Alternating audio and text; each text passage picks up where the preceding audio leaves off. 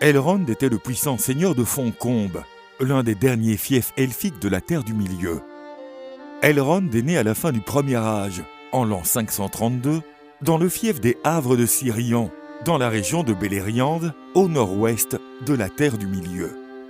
Elrond était également connu sous l'épithète de demi-elfe, car il était le fils du mortel Eärendil et d'une elfe immortelle nommée Elwing. Son frère jumeau, Elros, fut le premier monarque du grand royaume de Núménor. Au cours du Premier Âge de la Terre du Milieu, les fils du seigneur elfique Fëanor firent le vœu de récupérer les Silmarils, 3 joyaux merveilleux dotés d'un grand pouvoir magique. L'un de ces Silmarils était entre les mains d'Elwing, mère des jumeaux Elrond et Elros. Alors que les 2 frères n'avaient que 6 ans, les Havres de Sirion furent attaqués et détruits par les fils de Fëanor, qui tuèrent la plupart des habitants, à l'exception des jeunes Elrond et Elros, qui furent épargnés par le massacre. Elrond et Elros ont été adoptés par Maglor, l'un des derniers fils survivants de Fëanor. Les 2 frères jumeaux grandirent et devinrent d'habiles et courageux guerriers, participant à la terrible guerre de la colère, où ils affrontèrent l'armée du seigneur des ténèbres Morgoth. Après la guerre, Elrond et Elros choisirent entre vivre une vie immortelle avec les elfes ou avoir une existence mortelle avec les hommes en Terre du Milieu. Elros choisit la mortalité et devient le premier roi de Núménor. Il régna pendant 500 ans avant de mourir en 442 du Deuxième Âge. De son côté, Elrond choisit une vie immortelle et habita le royaume de Lindon à la cour de Gil-galad, le dernier roi des Noldor. Aux alentours de l'an 1200 du Deuxième Âge, un nouvel ennemi nommé Sauron fit son apparition. Sous la forme d'un bel elfe à l'apparence claire et sous le nom d'Anatar, Sauron tenta de pénétrer dans le royaume de Lindon, promettant de nombreux avantages et secrets magiques au royaume. Cependant, Elrond et Gil-galad se méfiaient de cet être. Malgré sa belle apparence, il émanait une énergie maléfique, et ils le chassèrent donc de Lindon. Mais d'autres elfes du royaume des régions finirent par être séduits par les promesses de Sauron et le laissèrent entrer sur leur terre. Sauron convainquit les elfes des régions de forger les anneaux du pouvoir, qui devaient servir d'armes puissantes à chaque race qui les possédait. En 1695 du Deuxième Âge, Sauron rassembla ses armées maléfiques et attaqua la patrie des elfes, Eregion. C'était la guerre des elfes et de Sauron. Gil-galad envoya Elrond, accompagné d'une troupe de courageux guerriers elfes, pour aider à défendre Eregion. Malheureusement, l'armée d'Elrond arriva trop tard et n'était pas assez nombreuse pour vaincre les troupes de Sauron. Après la défaite, Elrond se retira aussi loin au nord que les réfugiés, atteignant la vallée de Foncombe. Un royaume y fut établi, et en 1697 du Deuxième Âge, il devint la nouvelle patrie des elfes. Elrond était le souverain de Foncombe, la dernière maison natale. Gil-galad aurait offert l'anneau de Villia, également connu sous le nom de l'anneau d'air, à Elrond.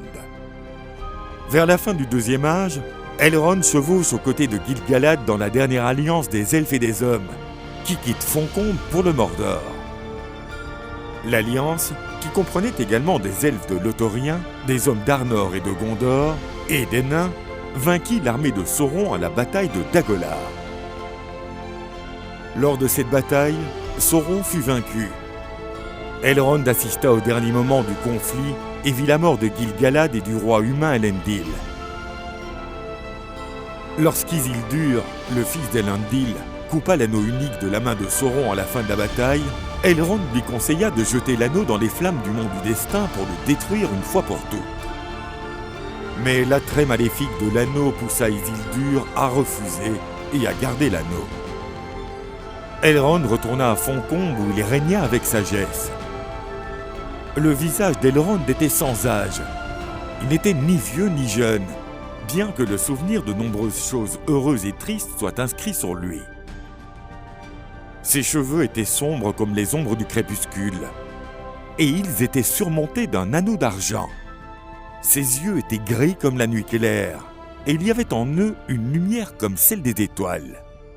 D'apparence vénérable, il ressemblait à un roi couronné par de nombreux hivers, mais encore vigoureux comme un guerrier dans la plénitude de sa force. C'est ainsi qu'Elrond, le seigneur de Faucombe, est décrit. Au cours du Troisième Âge, Elrond participa à de nombreux événements importants de l'histoire de la Terre du Milieu.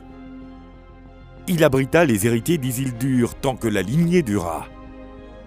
Le plus célèbre de ses fils humains fut Aragorn, qu'Elrond recueillit et éleva comme son fils. Aragorn grandit à Faucombe sans connaître sa lignée royale, jusqu'à ce qu'à l'âge adulte, Elrond lui relève la vérité. Elrond était également un grand ami du magicien Gandalf le Gris. À la demande de Gandalf, Elrond aida l'expédition du nain Thorin Oakeshield à reprendre la montagne solitaire. Elrond dit à Thorin que les épées qu'il avait prises dans la grotte des trolls étaient de fabrication elfique. Leur nom était Glamdring, elles seraient maniées par Gandalf, et Orcrist, elles seraient maniées par Thorin lui-même. Elrond a également déchiffré les lettres de la lune, qui ne pouvaient être lues qu'au clair de lune sur la carte de la montagne solitaire. Cette information était vitale pour que les nains puissent pénétrer dans la montagne par l'entrée secrète. Lorsque Frodon Sakay quitta le comté pour emmener l'anneau unique à Faucombe, Elrond envoya des cavaliers pour guider Frodon jusqu'à la forteresse elfique.